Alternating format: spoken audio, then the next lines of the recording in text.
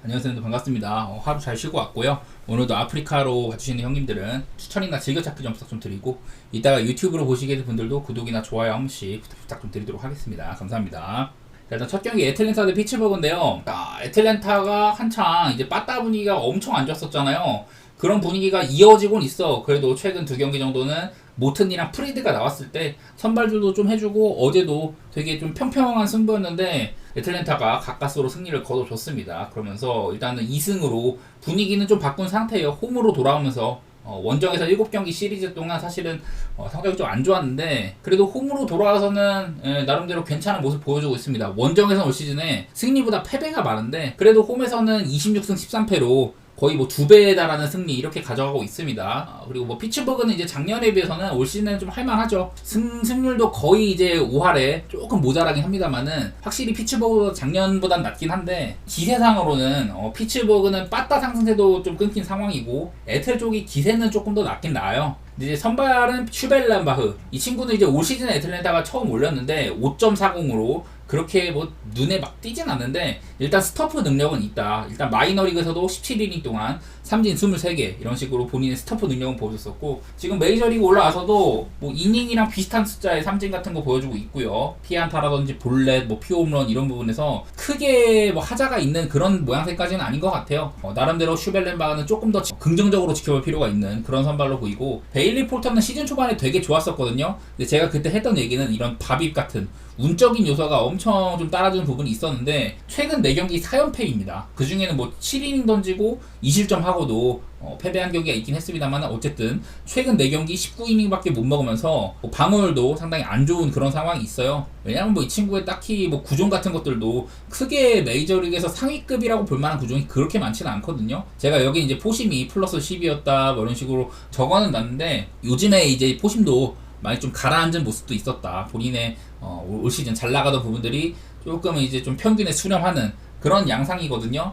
그리고 통산 이제 그 베일리 폴터도 애틀랜타 상대로는 좋지는 않았습니다. 올 시즌에 애틀랜타가 조금 빠따적으로 헤맬 때 7.1이닝 3실점으로 한번 승리를 가져가긴 했지만은, 그전에는 이제 대부분 경기들에서 이닝보다도 많은 실점을 한다거나 좀 실망스러운 모습을 많이 보여줬었거든요. 그래서 상대 전적도 썩 좋지가 않은데, 애틀랜타 친구들한테는 58타석 동안 3공구 정도로 이렇게 좀 밝은 모습은 아니었다는 거, 이런 것들 눈에 들어오기도 하고, 제가 이제 애틀랜타 빠따를 말할 때마다 뭐 오즈나도 요즘에 슬슬 저물고 있고, 뭐 이제 아쿠냐도 시즌 아웃이기도 하고 아쉬운 모습이 많긴 한데, 이제 제러드 켈릭을 리드오프로 세우면서 15경기 동안 1.090으로 되게 잘하고 있거든요. 켈릭의 이런 그 리드오프 배치, 이런 점들이 상당히 지금 잘 통하고 있는 모습들이 있다. 그런 것들을 얘기하고 싶은데, 내일은 뭐 이런 식으로 양팀 다 이제 슈벨렌바는 우한, 폴터는 좌한인데, 각각 이렇게 이런 컨디션 상으로 좌한 상대로 홈에서 낮경기를 하는 애틀랜타, 우한 상대로 원정 낮경기를 하는 피츠버그, 둘 다 좀 빠따가 잘 터진다곤 하거든요. 근데 나는 이거를 주목하기보다는 요즘 빠따 분위기를 조금 더 살필 필요가 있죠. 아무래도 피츠버그는 3경기 연속으로 두 자릿수 안타를 치다가 최근 2경기 애틀랜타한테 6안타 7안타. 물론 모튼이나 맥스 프리드보다는 슈벨렌바흐 공략이 조금 더 쉬운 편은 맞는 것 같긴 한데, 저는 이게 9.5를 주기도 하고, 양팀 다 9.5 기준으로는 최근에 애틀랜타는 언더가 9번이나 되고, 피츠버그도 한창 빠따가 살아났을 때 말고는 요즘에 또 빠따가 좀 식은 멤버도 있어가지고, 저는 애틀승 사이드에다가 언더 쪽으로 좀 생각 좀 해보도록 할게요. 이게 애틀랜타 배당이 일단은 뭐 마행까지 봐야 되냐 이런 식인데, 슈벨렌바흐 믿고, 그리고 애틀랜타 빠따도 영 지금 뭐 흐름을 다시 탔다거나 이런 건 아니기 때문에 저는 마행까지는 좀 어렵다고 보고요. 홈이기도 하고 애틀승 사이드에다가 언더 이렇게 한번 접근해 보도록 하겠습니다. 그리고 이제 다음 보스턴 대 샌디에고 경기. 자, 일단 뭐 말씀드리고 싶은 거는, 그 윙코스키는 원래 좀 뭐 선발도 이렇게 좀 테스트를 했었지만은 대부분의 경기를 불펜으로 많이 뛰었습니다. 바로 직전 경기는 선발로 나와서 6이닝 2실점. 그 당시에 토론토가 빠따가 좀 오락가락한 멤버가 있었지만은 윙코스키가 토론토를 잘 상대한 바는 있긴 했다. 하지만 어디까지나 선발로서는 아직 윙코스키를 믿기가 조금 애매하죠. 이 친구도 좀 경력이 그렇게 길지 않기도 하고, 여태 보여준 모습 자체는 나쁘지 않아요. 올 시즌도 그 불펜으로 주로 뛰긴 했지만은 3.26으로 3점대 초반 방어를 좋게 보여주고 있기도 하고, 나쁘지는 않아요 일단은. 근데 이제 월드론의 기세가 너무 좋다는 게 문제죠. 너클볼을 주무기로 한 투수인데도 최근 9경기 동안 이렇게 평균적으로 6이닝 이상 먹어주고, 삼진도 많이 잡고 피홈런도 줬고, 방어율이 이제 2점대도 안 되다 보니까 월드론의 기세가 너무 좋다는 거.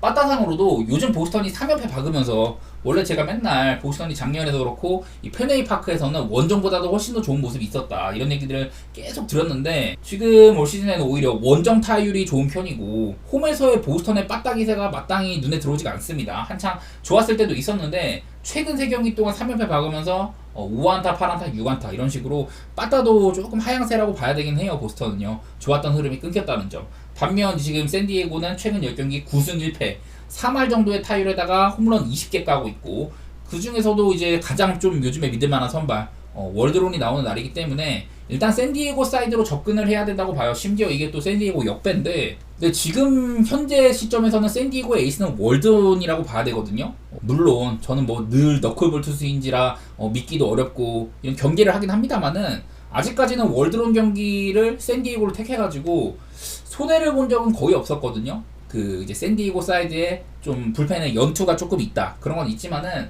그래도 뒷문을 막아줄 선수들은 다 이제 좀 가용 가능한 편이기도 하고 저는 이 경기는 샌디의 역배 같은 것들도 볼만할 것 같아요. 나는 근데 조금 더 안정적으로 하고 싶다 이런 분들은 뭐 프렌 같은 것들 가보셔도 괜찮겠죠. 아무래도 샌디가 원정이고 보스턴이 홈이다 보니까 뭐 그런 것들도 있긴 할 텐데 저는 근데 일반승까지 욕심을 내도 나쁘지는 않은 경기라고 생각이 드네요. 그 다음에 필라델피아 대 마이애미 경기. 자, 랑에 수아레즈가 요즘 들어서는 조금 이제 좀 제자리를 찾아가는 면모가 있습니다. 올 시즌 초반에는 엄청 좋았었죠. 근데 이제는 방어율도 2.01 정도로 그래도 신기해서는 내려온 모습? 거의 시즌 초반에는 내셔널리그 사이언까지 노릴 주자로 이렇게 손꼽혔었는데 얘가 4월달, 5월달에 그 총 11경기를 하면서 4월달에는 1.32, 5월달에 2.32 이랬었는데 지금 6월 들어서는 2.73이거든요. 다소간의 방어율이 제자리를 찾아가고 있다. 그리고 내용상으로도 그전에는 이닝도 무지막지하게 먹고 삼진도 랑에 수아레즈답지 않게 많이 잡았었거든요.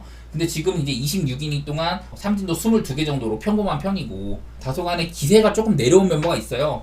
당장 그냥 뭐 실점 자체도 아쉬울 때도 있고 뭐 그런 편인데 그래서 지금 약간 랑에 수아레즈는 경계를 해야 될 시점이기는 해요. 근데 어디까지나 이 경기는 마이애미가 또 좌완 선발 특히나 올 시즌 리그에서 가장 돋보이는 좌완 선발 중에 한 명인 랑에 수아레즈를 또 상대하는 경기인데 수아레즈가 이렇게 마이애미 상대로도 굉장히 강한 면모가 있거든요. 통상 이렇게 98타석 동안 174 정도로 상당히 훌륭했다는 점. 수아레즈는 그리고 제구력도 나쁘지 않은 선수인데 마이애미 상대로는 이렇게 제구가 조금 불편한데도 불구하고 마이애미는 성적이 좋은 면모가 많이 있다는 거거든요. 물론 이 요니치 리누스도 올리고 나서는 생각보다 괜찮아요. 지금 이제 올려쓰고 2경기 동안 5이닝 2실점, 5이닝 2실점 이런 식으로 본인의 몫은 충분히 해주고 있기는 해. 그래서 일단은 마이애미가 좌완을 상대를 한다는 점. 여기 밑에 보시다시피 올 시즌에 4승 25패입니다.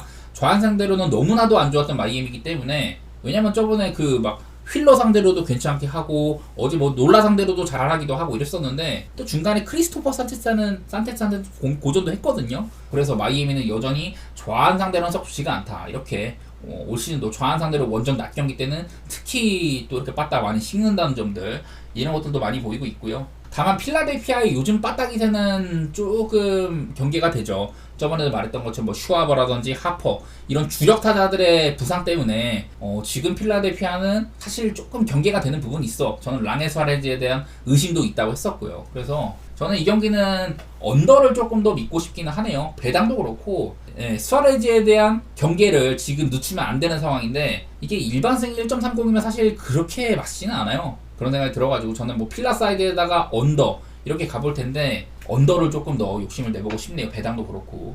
자, 다음 경기 토론토 대 양키스 경기인데요. 자, 이제 게리 콜이 복귀하고 난 이후에 그 구속이 아직도 조금 문제가 있습니다. 작년에는 평균적으로 포심이 96.7마일까지 나오고 이렇게 뭐 포심이나 슬라이더 투피치로 매년 이제 훌륭한 성적을 거둬왔던 게리 콜인데 95.4마일 정도 여기 이렇게 있거든요. 사실 구속이 그렇게 높지는 않았다. 최고 구속은 98.9마일까지 나왔다고 해요. 그러니까 고점은 여전히 잘 나오는 상황인데 평균적으로는 금방 이제 구속이 좀 식는 모습들 이런 것들이 관찰이 되고 해가지고 아직까지는 게리콜이 정상의 제 게리콜로 보기는 조금 어렵다는 점 이거는 일단 알아주셔야 될 것 같고 자 그리고 이제 거스머는 제가 늘상 올 시즌에 홈이랑 원정 차이가 너무 많이 난다. 원래는 그런 면모가 많지는 않았는데 올 시즌에 홈에서 6.43 원정 2.2 이런 식으로 이 홈에서의 모습이 되게 안 좋아요. 오늘도 홈경기인데 얼마 전에 또 보스턴한테 원정에서는 6이닝 4실점으로 나름 잘 버텼지만 자책점도 3점이었었고 근데 그 바로 전 경기 때 홈에서는 5점인 5실점으로 또 안 좋았었거든요.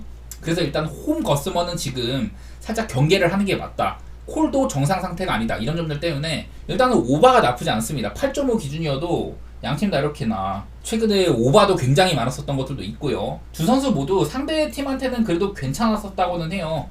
게리 콜이 토론토 애들한테 2-4 정도, 작년 막바지 때 뭐 8이닝, 9이닝 이렇게 상대하는 모습들도 분명 기억이 나기는 하는데, 일단은 그 게리 콜이 최근 복귀 등판 이후에는 썩 아직까지는 정상 컨디션은 아니다. 이게 좀 눈여겨 보여지고, 거스몬도 양키 상대도 나쁘지 않습니다. 198타석 동안 2-4-3 정도로 애들 상대를 상당히 잘했다. 이런 것들은 분명 얘기를 할 만은 하긴 한데, 어디까지나 거스몬 올 시즌의 포심이라든지 스플리터, 본인의 주요 구종들이 작년 같지가 않거든요.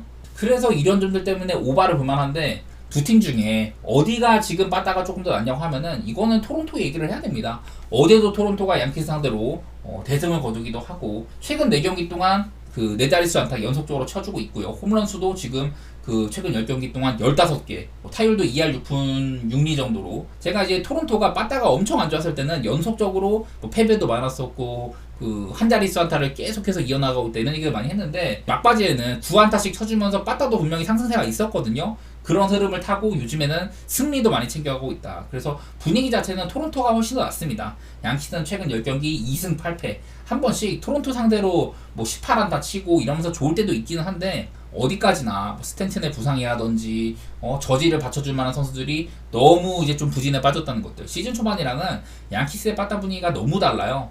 저는 이 경기는 또 한 번 토론토의 프랜사이드라든지 이런 것들 접근해볼 만하다고 봅니다. 최대 일반승까지도 어느 정도는 내밀어볼 만도 하긴 한데, 뭐 프랜 배당도 1.56 정도면 괜찮은 것 같아요. 게리 콜이 언제 본인의 그런 무시무시한 모습을 또 보여줄지 모른다, 이런 것들도 의심도 되고, 저는 오바에다가 토론토 프랜사이드 이런 것들을 한번 긍정적으로 살펴보도록 하겠습니다. 그리고 다음 이제 매치 대 휴스턴 경기. 오늘은 휴스턴이 아마 불펜 데이를 좀 쓸 것 같아요. 시언 듀빈이 나온다고 하는데, 듀빈이 올 시즌에 뭐 마땅히 선발 투수로 뛰었던 것도 아니고 가끔 이제 멀티 이닝을 먹어줄 때도 있긴 한데, 일단은 시언 듀빈이 나오면은 아무래도 휴스턴이 지금 워낙에 선발 투수 난이잖아요. 부상자도 너무 많고 이렇기 때문에 휴스턴이 오늘 경기 운영을 불펜을 좀 쓸 것 같긴 하다, 그런 예측은 되고요. 세베리노는 가끔 이제 실망스러울 때가 있죠. 막 6이닝 먹으면서 막 5실점 가량 하고 그럴 때가 있기는 한데, 대체적으로는 괜찮게 해주고 있다고 봐야 됩니다. 작년 양키스에서 정말 실망스러웠던 시즌보다는 확연하게 나아진 모습들이 있다. 이렇게 포심이나 슬라이더, 본인의 주요 구종들이 특히 좋아졌고요. 싱커를 많이 사용을 하면서 땅볼 유도 비율도 늘었다는 거지. 이렇게 안정적인 운영도 가능하거든요. 일단 선발상으로는 세베리노가 조금 더 믿을만하다는 점. 왜냐면 휴스턴이 오늘은 딱히 뚜렷한 주요 선발이 나오지 않을 가능성이 꽤나 있기 때문에 그런 거고, 물론 이게 휴스턴이 최근에 10경기 동안 8승 2패 달리고 빠따적으로도 매치한테 잘 안 밀리는 모습이 있기는 해요. 근데 빠따적으로는 지금 매치가 최근 10경기 동안 3할 9리, 휴스턴은 3할 5리 뭐 이렇게 치고 있어요. 저는 양팀이 요즘 빠따도 높게 사고 싶고, 오바 같은 것들은 괜찮아 보입니다. 세베리노가 어느 정도 좀 털려줘야 되는데, 요즘 휴스턴 빠따 기세라면 세베리노 상대로도 어느 정도는 뽑아줄만 해요. 저는 그리고 이걸 또 최신화를 했습니다. 최근 그 일주일 정도 기준으로 업데이트를 했는데도 매치는 여전히 빠따 기세가 좋다. 그냥 지금 최근 10경기 중에 두 자릿수 안타를 6번이나 치고, 양팀 다 지금 빠따가 상당히 좋은 팀들이 만나는 거라고 봐야 되고, 오바 같은 거에다가 저는 매치 사이드로 한번 내다보고 싶은데, 사실 이게 매치 사이드를 보는 거는요, 배당도 그렇고 그렇게 챙겨갈 만한 정도는 아니라고 보기는 봐요, 저는요. 다음 이제 템파베이 대 워싱턴인데, 이 경기는 저는 욕심 안 납니다. 그냥 패스하도록 하겠습니다. 패트릭 코빈이 희한하게 요즘 잘해요. 최근 3경기 동안 17.1이닝 2.60, 뭐 지금 세부 내용상으로 피안타라든지 피홈런이나 뭐 삼진 개수 볼넷, 이런 점들은 작년이랑 그냥 거의 비슷합니다. 지금 방어율도 작년 5.20, 올 시즌 5.46, 그냥 큰 틀에서 보면 비슷해요. 지금 딱 작년에 절반 정도의 이닝을 소화한 그런 상태인데, 패트릭 코빈은 그냥 지금은 좋은 구간에 있다, 그 정도? 올 시즌에 워낙에 이렇게 바둑 같은 거 운적인 요소가 안 따라가지고 패트릭 코빈 개인적으로도 아쉬움이 있긴 할 텐데, 그래도 요즘에는 운이 좀 따라주나 봅니다. 피안타도 상당히 적은 상태이고, 타지 브래들리도 최근 4경기 동안 이렇게 좋거든요. 삼진도 많이 잡고 방울도 훌륭하고, 이제 작년에 스토프가 워낙에 좋다 보니까 이 브래들리한테 기대하는 모습들이 지금 조금 나오는 듯한 그런 양상이어가지고, 저는 사실 언더 같은 거를 욕심냈었어요. 패트릭 코빈이 아무래도 브래들리보다는 패트릭 코빈이 리스크인데, 패트릭 코빈도 템파베이 애들 상대로 되게 좋았다고 하거든요. 63타석에 피안타율 211 정도, 좀 장타율 같은 게 높다 이런 게 있긴 하지만은, 패트릭 코빈도 템파베이 상대로 좋았다고 해가지고 저는 언더 욕심을 조금 냈는데, 근데 또 언더 욕심을 내자니 워싱턴도 상당히 빠따 흐름이 안 좋다가 요즘에 살아나고, 템파베이는 빠따 흐름이 좋았는데 최근 3경기 5안타, 9안타, 2안타 막 이런 식으로 또 많이 죽었어요. 그래서 이거는 저는 한번 피해가고 싶습니다. 아무래도 리스크가 패트릭 코빈이 있다 보니까 템파를 보거나 아니면 언더 이런 식으로 접근하려고 했는데 템파베이도 빠따가 많이 죽어가지고 저는 이 경기는 패스하도록 하겠습니다.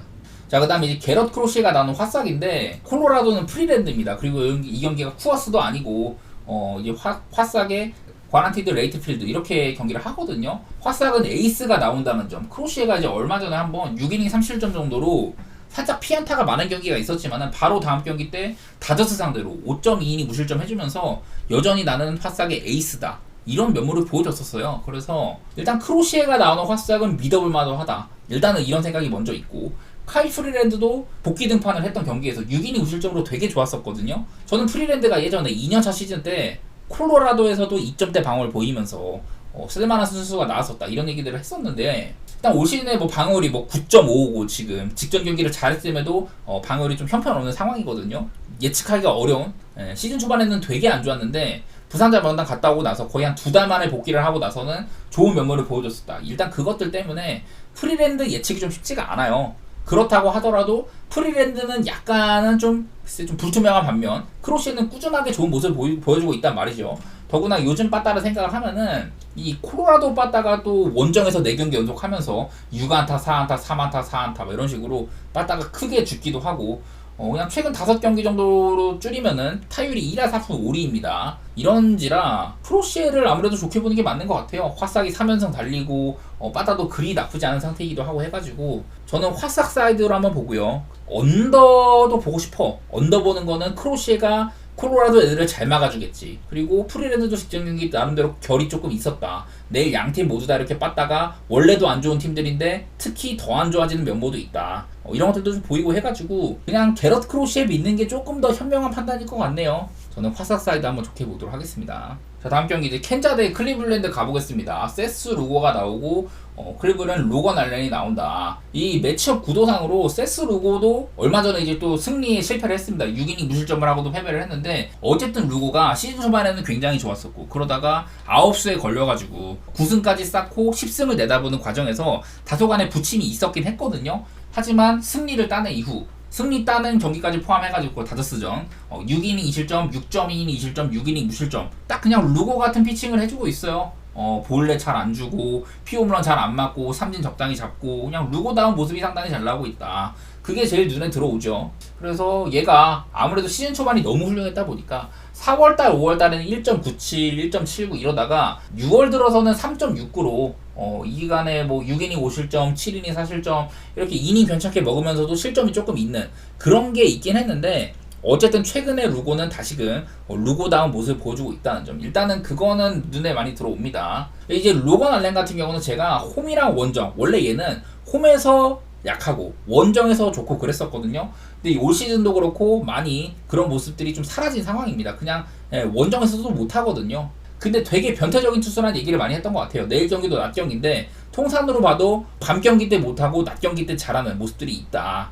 이런 것들 때문에 알렌 경기 내다보기가 되게 어려워요. 이 친구는 방울도 5.7인데 리그에서 가장 많은 득점 지원을 받는 투수다. 직전 경기도 이 친구가 볼티한테 3이닝 6실점을 했거든요. 물론 그때는 3이닝 만에 내려간지라 득점 지원은 2점밖에 못 받았지만은 알렌이 내려가자마자 클리블랜드가 역전을 했어요. 그래서 그 경기도 승리하고 막 그랬었는데, 이래가지고 로건 알렌 등판 경기는 상당히 까다롭습니다. 하지만 이 로건 알렌 자체도 켄자 상대로는 그렇게 좋지 않았습니다. 통산 3경기 동안 5.27이기도 했었고, 켄자 애들한테만 피안타율이 4할이거든요. 4할.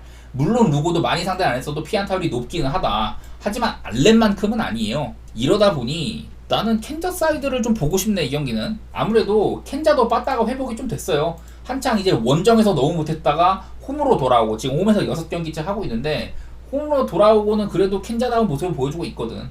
뭐 승률도 4승 2패 정도로 나쁘지 않기도 하고, 물론 어디까지나 클리블랜드가 정말 무서운 팀이긴 한데 메이저리그 뭐 전체 승률 1위 뭐 이러고 달성하고 있긴 한데, 켄자는 또 홈이랑 원정 차이가 좀 있어요. 홈에서는 29승 16패, 29승 16패고 원정은 17승 23패로 일단은 원정보다 확연하게 켄자는 홈에서 좋은 팀인데, 클리블랜드가 홈에서 26승 9패로 승률 거의 뭐 1등 이렇게 달리고 있는데요. 원정은 26승 20패입니다. 원정에서는 뭐 5할보다 조금 높긴 해도 아쉬운 면도 있고 선발 투수상으로도 차이가 꽤나 있다. 이런 것들 때문에 저는 이 경기는 캔자 사이드를 한번 좋게 보도록 하겠습니다. 나는 뭐 루고 나올 때는 맨날 루고 믿으니까. 자, 다음 경기 미러키 대 시카고 컵스인데 이 경기는 저는 패스해야 되는 경기라고 봐요. 일단 프레디 페랄타도 올 시즌 뭐 4.03 정도로 미러키의 에이스 롤을 맡아줘야 되는데 그러지 못한 시즌이다. 뭐 이닝 대비 삼진 잘 잡고 뭐 본래 적당히 안 주고 뭐 그런 것들이 있는데 그냥 실점이 너무 많아요. 이닝도 조금 아쉬운 편이고 요즘에서는 최근 두 경기 동안 천사랑 텍사스 빠따가 약한 팀들한테 6이닝 무실점, 5이닝 2실점으로 좋긴 했지만은 그 전에 뭐 신시한테 5.1이닝 6실점, 디트한테 3.1이닝 4실점 이렇게 하다 보니까 페라타는 저는 조금 더 믿음을 줘야지 믿겠다 이런 생각들이 들고요. 카일 핸릭스는 제가 이런 얘기를 되게 많이 했었죠. 시즌 초반에 선발로 나올 때는 아예 경쟁력이 없는 수준이었다. 그래갖고 선발 로테이션에서 아웃이 되고 불펜으로 강등이 됐는데 불펜에서는 좀 괜찮아진 모습을 보여줬었다. 이제 또 선발로 다시 복귀를 했죠. 선발로 돌아오면서는 4.1이닝 무실점, 5.2이닝 1실점, 7이닝 2실점 이런 식으로 우리가 알던 핸드릭스로 조금 돌아온 모습도 있습니다. 원래도 뭐 스토프가 좋다거나 그런 건 없었는데 요즘 들어서는 또 안정감 있는 피칭을 해주고 있거든요. 그렇다고 C컵 보기도 어렵고 빠따상으로는 미러키가 훨씬 더 낫긴 하니까 C컵보다는. 그래서 저는 이 경기는 패스해야 된다고 봐요. 다음 세인트루이스 대 신시내티 경기. 이 경기도 쉽지는 않죠. 뭐 랜스 린도 바로 직전 경기 때 애틀랜타 상대로 6.2이닝 실점으로 안 좋았던 흐름을 끊는 피칭을 했습니다. 그전에는 이닝도 많이 못 먹고 실점 자체가 워낙에 많다 이런 얘기들 했는데 작년보다 피홈런 같은 거는 좋아지긴 했어도 랜스 린도 어쨌든 3.86 명성에 비해서는 아쉬운 면이 조금 있어요. 올 시즌도 이제 원정보다는 홈에서 방어율이 높기도 한데 반면에 이제 헌터 그린은 그레이트 아메리칸 볼파크를 나오면은 괜찮게 합니다. 지금 원정에서 2.59, 홈에서는 4.76으로 이 홈이랑 원정 차이가 뚜렷한 편이고 이제 작년에 비해서는 소화한 이닝이나 뭐 이런 것들을 봤을 때 스토프는 조금 줄었어요. 삼진 개수라든지 이런 건 줄었는데 피홈런도 개선이 많이 됐고 작년에 거의 절반 수준으로 맞고 있거든요. 그래갖고 일단 헌터 그린이 원정에서 나온다. 호투를 예측해볼 만은 합니다. 그리고 두 선수 모두 상대 전적 같은 게 되게 좋은 편이라고 하는데 헌터 그린은 2, 3일 정도로 나쁘지 않았었고 랜스 린도 뭐 괜찮은 편이죠. 두 선수 모두 다 상대 전적은 좋다. 근데 이 경기가 7.5면은 저는 의심이 조금 들어요. 선발 투수상으로 그렇게 큰 하자가 없고 요즘 최근 분위기 자체도 호조이기도 하고 이래가지고 7.5면은 사실 언더사이드로 봐야 됩니다. 세인트루이스가 요즘에 좀 빠따도 많이 식었거든요. 그 전에 이제 5경기 중에서는 그 10경기 중에 6, 7, 8, 9, 10 이 경기들은 4번이나 두 자릿수 안타 치고 빠따 분위기가 좋았었는데 최근 5경기는 전부 다 한 자릿수 안타에다가 타율도 2할, 홈런도 2방 이런 식이어서 요즘 세인트루이스 빠따는 또 안 좋은 구간에 접어들었어요. 이래서 세인트루이스 빠따를 믿기는 힘들다. 다만 시시네티가 요즘에 원정에서도 세인트루이스 상대로 2번이나 16안타, 13안타 이렇게 쳐주고 있어가지고 이 경기는 리스크가 좀 있죠. 그냥 이러면은 투수도 그렇고 빠따도 그렇고 신시내티 쪽을 내다보는 게 조금 더 편하긴 하겠다. 배당도 신시내티가 좋고 해가지고 저는 그렇게 내다보도록 하겠습니다. 그 다음에 이제 샌프란시스코 경기인데, 그러니까 이게 최근이 아니라 이제 지난번 이제 로테이션 그쯤인데, 연속적으로 2경기 연속으로 샌프가 불펜들을 많이 쓴 경기를 얘기를 드리는 거예요. 그 2번 연속으로 컵스는 핸드릭스랑 스틸이 되게 잘했는데, 그 경기들에서 샌프란시스코는 뭐 랜디 로드리게즈, 그 다음에 뭐 이렇게 불펜들 되게 많이 썼습니다. 션 힐러, 로저스 형제, 라이언 워커, 도발, 불펜을 되게 많이 썼었어요. 이런 식으로 2경기 연속으로. 근데 샌프란시스코가 이제 최근 경기들, 자, 바로 이제 어제 에릭 밀러 시작으로 스펜서 하워드랑 랜디 로드리게즈 뭐 여타 많은 불펜들 되게 많이 썼거든요. 근데 내일은 이제 선발 투수를 누구를 올리기가 어려운 상황이야. 지금 그 메이저리그 공식 홈페이지에서도 선발이 아직 미정이다. 뭐 다른 사이트에서도 랜디 로드리게즈가 어제 던졌는데 또 던질 거다. 뭐 이런 식으로 얘기를 하고 있어요. 그래갖고 샌프란시스코 선발이 미정인데 뭐 키튼 윈이라든지 뭐 이런 애들 쓸 수도 있겠지만은 사실 샌프란시스코가 불펜도 많이 썼고 그리고 다저스도 좀 불펜에 연투도 많은 상황이고 이래가지고 일단은 이 경기는 저는 오바를 보는 게 좀 편하다고 봐요. 샌프나 다저스나 지금 빠따상으로는 그렇게 큰 아쉬움까지는 없다. 샌프도 좀 안 좋았었는데 직전 경기 13안타로 지긴 했지만 나름대로 잘 친 경기였었고 다저스도 16안타 쳐주면서 약간은 쳐져있던 빠따 분위기가 살아난 상황이다. 이런 것들도 그렇고 저는 다저스의 일반 승배당도 훌륭하다고 보거든요. 1.60 정도면은 물론 팩스턴이 약간은 리스크가 있지만은 얘가 또 최근에 6이닝 2실점, 7이닝 2실점, 5이닝 3실점 이 와중에 자책점은 훌륭한 편이었었고 7점 대비 그래서 팩스턴 정도면은 나름대로 꺼낼만한 카드다. 샌프란시스코는 나와봤자 해봤자 키트린 정도? 아니면 뭐 메이슨 블랙? 이런 애들 좀 대체 선발을 쓰긴 쓸 텐데 저는 이 정도인데 다저스 배당이 1.60이면 훌륭하다고 봐요. 그래서 다저스 쪽으로 좀 보고 싶고, 그리고 오바도 나쁘지가 않은 것 같습니다. 아무래도 샌프란시스코가 선발도 조금 리스크가 있는데 양팀 다 불펜도 굉장히 많이 썼다는 점들, 그런 점들 때문에 저는 다저스 사이드에다가 오바 이렇게 얘기해 보도록 하겠습니다. 그 다음에 이제 천사 대 디트로이트 경기, 이 경기는 타일러 앤더슨 경기죠. 근데 천사가 워낙에 좀 저평가를 많이 받고 있어. 타일러 앤더슨 정도면은 저는 맨날 좀 선발이 필요한 팀들, 트레이드 시장이 열리면은 앤더슨은 엄청난 매물이에요. 이 친구를 달려도 매물이 되게 많아. 시즌 방울 2.63에다가 그나마 볼넷이 조금 많다는 거, 이런 것들이 아쉽긴 한데 그냥 뭐 피안타라든지 여러 면에서 최고의 좀 선발 자질을 보여주고 있다, 그냥 그런 얘기를 할 만한 것 같아요.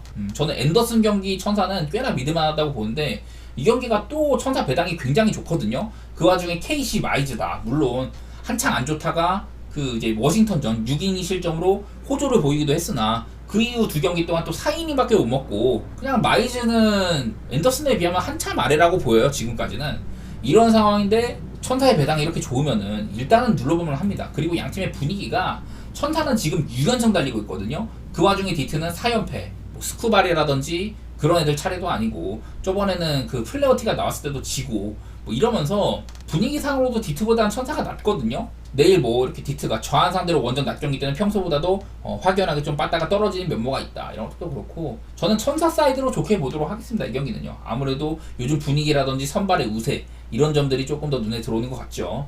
자, 다음 이제 시애틀 대 미네소타 경기인데 이 경기는 좀 저는 어렵다고 봐요. 일단은 홈에서 나오는 카스티오, 원정에서 4.59인데 홈에서는 2.96 정도로 또 좋습니다. 홈구장이 워낙에 투수 친화적인 구장이다 보니까 홈에서 나오는 카스티오는 꽤나 믿을만하다. 이제 상대가 라이언인데 조 라이언은 여전히 피홈런이 문제입니다. 이제 그 작년이랑 좀 비교를 해봐도 뭐 삼진 개수가 조금 아쉽긴 해. 볼넷은 여전히 안 주고 피안타 상당히 안 맞고 있고 방어율도 작년에 비해서는 페이스가 좋죠. 하지만 이제 피홈런 페이스 같은 것들은 그냥 비슷하다는 거, 이런 것들이 문제인데 일단은 시애틀 세이프 코필드도 홈런 파크 팩터가 안 좋은 구장에 속하거든요. 그러니까 홈런이 잘 안 터지는 구장이다. 그래서 라이언 입장에서는 꽤나 반가워요. 구장도 넓고 해풍이 불어와가지고 바람 같은 것들도 이런 피홈런이 많은 투수한테는 긍정적인 면모도 있고 그런 상태인데, 빠따는 어디까지나 시애틀보다는 미네소타가 훨씬 낫습니다. 시애틀 지금 또 6경기 동안 한 자릿수 안타, 최근 5경기 1할 오픈 9리, 빠따가 되게 안 좋죠. 근데 미네소타는 최근 10경기 뭐 2할 7푼 5리, 뭐 밑에 제가 OPS가 지금 8등까지 올라왔다. 지난주쯤에 빠따 상승폭이 되게 컸었다고 얘기를 제가 많이 했었어요. 근데 뭐 요즘에는 엄밀히 말하면은 한참 빠따가 물이 올랐을 때보다는 좀 완만해진 상황이다. 꾸준히 잘 치고는 있는데 그런 것들을 얘기를 해야 되고, 홈런 개수도 다소간에 조금 줄긴 했었죠. 그래서 빠따는 확실히 미네소타가 우세다. 선발 투수상으로는 저는 비슷비슷하다고 보거든요. 둘 다 뭐 어느 정도 리스크는 있는 애들이어가지고. 그리고 조 라이언도 시애틀한테는 좋지가 않았다고 해요. 이렇게 3경기 동안 7.30으로 피홈런도 5방이 났고 이래가지고 통산으로 봐도 피안타율 3할 6푼 7리, 장타율도 굉장히 높고 볼넷도 라이언 치고는 많이 준 편이고 이래가지고 저는 그래서 이 경기가 되게 어렵다고는 봤는데 저는 언더 쪽으로 살피기는 해요. 근데 7.5라는 거, 7.5를 그냥 언더를 보는 거는 그냥 그게 제일 커. 시애틀이 올 시즌에 홈에서 28승 13패, 홈수율도 워낙에 좋은데 얘네들이 평균적으로 홈에서는요 2.88 실점밖에 안 했습니다. 득점도 3.68 득점. 그냥 구장 자체가 평균적으로 6.5점 나오기도 힘든 구장이에요. 일단 이게 제일 눈에 들어왔었고, 라이언도 그렇게 녹록지 않은 투수란 점들, 그냥 그런 것들 때문에 이 경기는 저는 밸류가 그렇게 높지 않은 경기라고 보고 저는 언더 정도만 생각해 보도록 하겠습니다. 그 다음에 애리조나 대 오클랜드, 이 경기는 별다른 생각 안 했습니다. 그냥 우리가 조금 더 신경 써야 되는 거는 애리조나의 최근 기세가 그리 좋지만 않아요. 아무래도 주전포수인 모레노 같은 애들이 결장했다는 점, 지금 뭐 21일 이후인가 한 최근 10경기 정도 꾸준하게 모레노가 못 나오고 있는데, 근데 파트는요 주전포수 모레노랑 할 때는 그렇게 좋지는 않았었어요. 터커 바나트랑 할 때가 3.86으로 오히려 모레노랑 할 때보다도 좋았다는 점들, 이런 것들도 그렇고 파트는 딱히 모레노 없는 거는 그렇게 장애 요소는 아니다. 그냥 저는 이거는 애리조나 승 보는데 딱히 큰 욕심은 안 내고 싶고, 아무래도 오클랜드가 올 시즌 홈이랑 원정 차이도 좀 있습니다. 홈에서는 18승 23패로 5할 승률은 안 되지만 그래도 봐줄만 한데 원정에서는 12승 32패예요. 그런 점들이 오클랜드가 원정에서는 다소간에 홈보다도 훨씬 더 못하다는 거, 그것도 그렇고 선발 투수도 사실 브랜든 파트랑 메디나면은 저는 네 그냥 선발도 파트가 근소 우세? 그리고 빠따는 둘 다 요즘에 별로긴 한데 아무래도 팀의 체급상으로나 분위기로나 여러 부가적인 요건들이 애리조나 쪽으로 반겨지는 것 같다. 그냥 그 정도만 말씀드리도록 하겠습니다. 다음 이제 볼티랑 텍사스 경기인데요. 제이크 어빈이랑 히니가 나온다. 두 선수 모두 다 요즘 분위기 자체는 썩 좋지가 않았었습니다. 일단 제이크 어빈이 더 안 좋았었죠. 6월 들어서 얘가 이제 4월달, 5월달에는 대체 선발로도 나오고 불펜 알바도 뛰고 있었는데 4월, 5월에는 3.49, 2.02 이랬었거든요. 근데 6월 들어서는 타일러 웰스나 또 존 민즈 이런 애들이 그 토미존 수술에 들어감에 따라서 어빈이 선발 로테이션을 돌고 있는데 6월달에 5경기 동안 5.47입니다.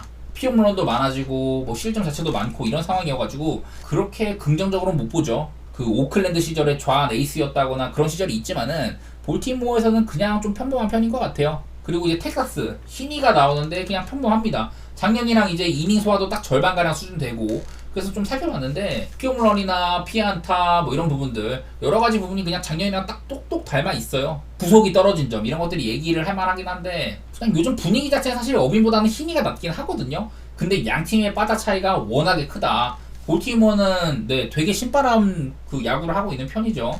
물론 이제 요즘 들어서는 최근 두 경기는 텍사스랑 5안타, 7안타 이렇게 좀 별로긴 했는데 그 와중에도 4연승 달리고 있기도 하고 텍사스는 6연패에 빠져 있고요. 텍사스가 빠따가 조금 살아났었는데 요즘에는 살짝 또 아쉬운 면모도 있습니다. 저는 오바 보는 게 제일 낫다고는 보는데 양팀의 빠따가 제일 생각이 나죠. 그것도 그렇고 또 볼티모어가 이렇게 주력 선수들이 4명이나 연투에 좀 빠져 있는 점들. 그래서 오늘 경기는 좀 경기가 길어진다. 어빈이 뭐 이기고 들어간다. 이런 상황이면은 사실 볼티모어도 경기 후반부가 그렇게 전망이 밝지는 않긴 하거든요. 나는 선발도 그렇고 아무래도 어빈이 조금 아쉬운 점. 근데 빠따는 볼티가 조금 더 나은 점. 이런 것들 때문에 9.5여도 오바를 좀 눌러보고 싶기는 해. 뭐 이 경기는 근데 나는 볼티모어 승 사이드냐 오바 사이드냐 뭐 둘 중에 살펴봤을 때는 사실 볼티모어 배당이 그리 나쁘진 않은데 일단 어빈은 못 믿는다. 그게 조금 생각이 나고. 자, 일단 먼저 잉글랜드의 슬로바키아인데요. 사실 조별리그에서는 잉글랜드가 여차저차 올라가긴 했지만은 되게 실망스러웠었죠. 사실 그냥 조별리그에서 2골밖에 없었다 보니까 참 잉글랜드답지가 않았다. 세르비아전에는 사실 경기 내용이 그렇게 나쁘진 않았는데 우리가 기대했던 것보다는 좀 우려스러운 면이 있었고 덴마크랑 슬로베니아한테는 비겼다. 특히 덴마크전에서는 이 덴마크의 미드필더 짜임새 때문에 벨링엄이 거의 다크템플러가 됐었고 직전 슬로베니아전도 그냥 어지간해서는 잉글랜드가 진출이 좀 유력하다 보니까 조용조용한 승부였었는데 사실 크게 날카로운 점이 별로 없었어요. 잉글랜드는 제가 여러 차례 선수 구성 자체가 워낙에 너무 아쉽다.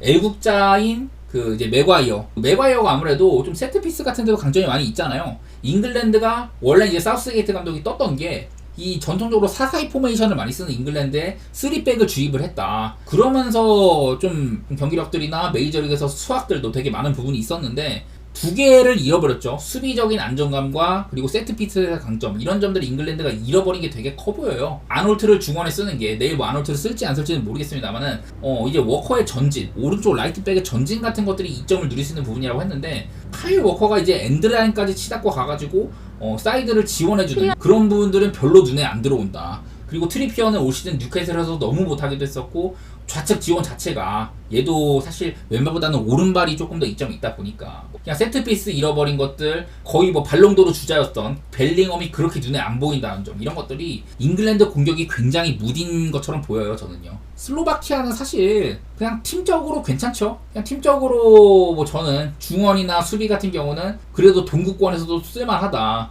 이런 얘기들을 했는데 실제로 슬로바키아가 워낙에 이제 조별리그를 잘 치렀었어요. 벨기에 상대로 승리를 했던 게 되게 눈에 들어왔었고 이후에 우크라이나전은 조금 긴 빠지긴 했는데 그 뭐 루마니아랑은 사이좋게 그냥 무승부 나눠 갔고 사실 역대 맞대결이나 양팀의 체급이나 이런 것들 생각을 하면은 잉글랜드 쪽을 보는 게 맞긴 맞죠. 대회 우승 배당 전체 1위 우승 배당 거의 뭐 꼴찌 그룹 이런 팀들 간의 격돌이라서 사실 슬로바키아가 아무리 뭐 조직력이 좋고 잉글랜드가 좀 허점이 있어 보인다 이렇게 하더라도 슬로바키아 쪽을 보는 게 어렵기는 한데 저는 근데 잉글랜드가 쉽지 않을 거라고는 봅니다. 이기더라도 그냥 햄무 정도로 이길 것 같고 무승부 가능성도 없지는 않아요. 이 경기는 어제 뭐 이탈리아도 그렇고 경기 내용이 안 좋았던 팀들이 이게 끝까지 안 좋게 가는 그런 게 좀 눈에 들어오거든요. 조별리그 최종전에서 안 좋았다거나 그런 식으로 끝까지 뭔가 결을 못 찾는 모습들 저는 이런 것들이 많이 들어가가지고 잉글랜드도 막 토너먼트에 들어선다고 해가지고 갑작스럽게 좀 강팀다운 면모를 찾는다, 그런 거는 내다보기 어렵다고 보거든요.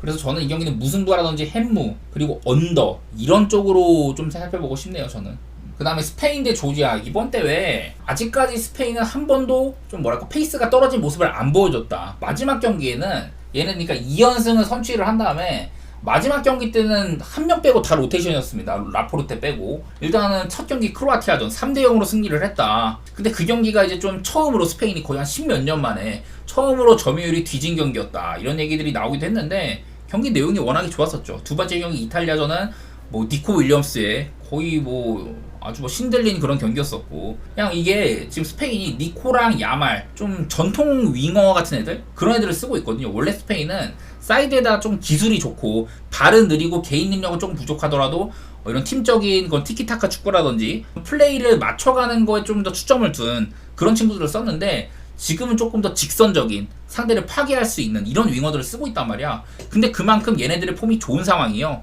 라민 야말은 조금 떨어진다고 해도 니코 윌리엄스가 너무 잘하고 있어.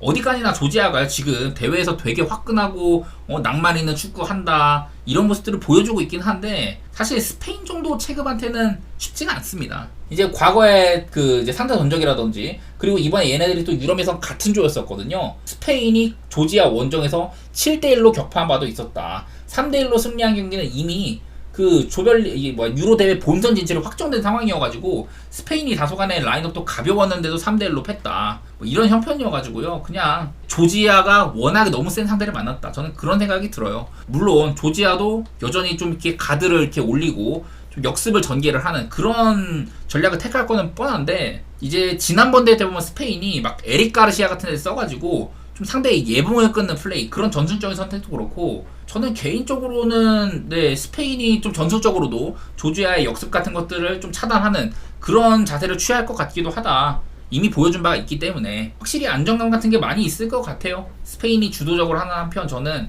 이 경우는 스페인의 대승 쪽으로 보도록 하겠습니다. 자, 일단 남미 지금 현재 상황부터 좀 보도록 할게요. 남미에서는 유럽이랑은 조금 남미랑 포맷이 달라요. 유로나 챔피언스 리그 이런 대회들은 상대 전적을 우선시한단 말이죠. 같은 승점이면은 가장 이제 우선시하는 게 상대 전적이고, 피파 주간대회 월드컵이라든지 그리고 이런 코파 그 승점이 동률이면 골득실을 보거든요. 2조 상황 보면은 오늘 경기가 있는 팀들 자메이카, 베네수엘라, 멕시코, 에콰도르, 여기 조는요 사실 그 득실차로는 자메이카는 이미 나가리가 된 상태이고, 에콰도르랑 멕시코와의 대결, 베네수엘라는 2연승으로 선취를 한 상황이다. 그 에콰도르랑 베네수엘라가 득실차가 얼마 안 나기 때문에 1, 2위 자리가 바뀔 수도 있습니다. 멕시코든 에콰도르든 어느 쪽이 한쪽이 승리를 하고 베네수엘라가 오늘 경기를 진다면은 베네수엘라는 2등으로 끌어내려질 수도 있기는 해요. 그렇긴 한데 워낙에 2조에서 가장 쉬운 상대인 자메이카를 만나는 편이다. 아무래도 자메이카는 북중미 뭐 예선이나 이런 데서는 뭐 많이 올라오긴 하지만은 어디까지나 경쟁력이 얘네들이 한 16년도 17년도 잠깐 있을 때가 있긴 했는데, 그 이후로는 뭐 그 프리미어리그에서 뛰는 선수들도 있고 한다고 하지만은 그렇게까지 팀적으로 경쟁력이 있던 적은 별로 없어요. 물론 베네수엘라가 오늘도 좀 이제 조별리그 진출도 이미 그 토너먼트 진출도 확정된 상태이고 이러다 보니까 조금 뭐 로테이션을 돌린다든지 그럴 수 있긴 한데, 베네수엘라 워낙에 에콰도르, 멕시코 상대로도 3득점 1실점 단단한 경기를 하기도 하고, 물론 에콰도르전은 좀 운도 따랐죠. 20분 만에 그 에네르 발렌시아가 퇴장당하고 그런 경기를 하긴 했었습니다만은, 그냥 뭐 멕시코 상대로도 승리했다는 거, 그런 것들이 고무적인 것 같고, 저는 개인적으로 이 경기는 베네수엘라가 조금 더 힘을 뺄 수도 있긴 하거든요. 그래도 나는 무승부라든지 베네수엘라의 햄무 같은 거 그리고 뭐 언더, 그냥 이 경기는 베네수엘라 입장에서 현장 유지만 하면 되고, 자메이카는 이미 탈락을 확정이라 가지고요 딱히 뭐 이 경기에서 그냥 물론 의미를 찾자, 1승이라도 하고 대회 떨어지자 뭐 이럴 수도 있겠지만은, 그런 확률보다는 그냥 좀 평이한 경기가 될 가능성이 있다, 그런 쪽을 조금 더 들여다보도록 하고요. 저는 무승부라든지 햄무 같은 고배당 게임이라든지 언더 이렇게 좀 보고 싶네요. 네, 에콰도르 대 멕시코는 사실 팀의 체급상으로나 팀의 색깔로나 어느 정도 비슷한 부분이 조금 있다고 봐야 되긴 합니다. 근데 어디까지나 이게 멕시코는 한 세대가 저물었죠. 우리가 좀 옛날에 알만한 헤수스 코로나라든지 엑토르 에레라, 뭐 오초아 골키퍼도 이제는 나가리가 된 상황이고, 멕시코는 신세대로 구축을 하는 상황인데 사실 이전 세대에 비해서는 조금 가벼워요. 뭐 에드손 알바레즈라든지 뭐 괜찮은 애들도 있고, 산티아고 히메네즈 뭐 이런 애들 있긴 합니다만은, 산티아고 히메네즈도 엄밀히 말하면 작년에 올 시즌에 전반기 때는 좋았었고 후반기에는 다소간의 파괴력이 떨어지기도 했었죠. 그것도 그렇고 그냥 멕시코는 지금 미국한테 북중미의 왕자를 내준 상황이다. 뭐 그러기도 하고 여러 가지로 팀의 사이클상으로는 좀 하락세에 접어들었다고 봐야 돼요. 멕시코는요. 월드컵에서도 맨날 16강이 5대회 연속인가 막 진출하고 그랬었는데 이번에는 월드컵에서 조별리그 탈락하기도 하고 그만큼 멕시코의 여러 사이클이 깨졌다고 봐야 됩니다. 반면에 이제 에콰도르 같은 경우는 제가 맨날 말하는 거 황금 세대를 맞이를 했다. 수비진에도 인카피라든지 윌리안 파초, 프레시아두 이렇게 에스투피냥 같은 애들 다 좋은 애들 많이 나왔다. 뭐 부상도 있고 못 나온 애들도 있긴 합니다만 중원에도 카이세도라든지 에콰도르는 거의 뭐 한 20-30년 만에 황금 세대가 한 번 떴고 이번 대회 내용상으로도 첫 경기 베네수엘라한테 패배한 것도 20분 만에 주장인 에네르 발렌시아가 퇴장당한 그런 여파가 있었다. 이런 핑계 아닌 핑계를 대자면은 아무래도 팀의 체급상으로나 요즘 분위기라든지 여러 면모적으로 에콰도르를 좋게 볼만 합니다. 저는요. 근데 이제 아무래도 제가 아까도 말했다시피 이 경기는 좀 중점적으로 보는 게 골드실이라고 했잖아요. 지금 에콰도르가 하나 앞서고 있는 상황인데 마음은 멕시코가 하다. 물론 이제 멕시코가 선제골을 넣거나 그런 상황이라면은 양 팀이 되게 좀 마음이 좀 이제 달라지겠죠. 멕시코는 지키면 되고 에콰도르는 어떻게든 무승부를 만들어야 되는 상황 이런데 아무래도 마음은 에콰도르가 편하고 전력상으로도 에콰도르를 조금 더 위로 칠만하다. 이래서 가지고요. 저는요. 언더오버는 너무 첫 득점에 따라 다를 것 같고 예를 들어 멕시코가 선제골을 넣는다. 그러면은 언더오버는 저는 굉장히 빡세질 것 같고 사실 이 경기도 무승부도 그냥 에콰도르는 그냥 지키기만 해도 되는 그런 순간이 오게 되기 때문에 무승부도 괜찮고 근데 굳이 따지자면 에콰도르가 조금 더 나은 그런 상황인 것 같은데 무승부라든지 에콰 햄무 같은 고배당 또 게임이 될 것 같아요. 이 경기도요.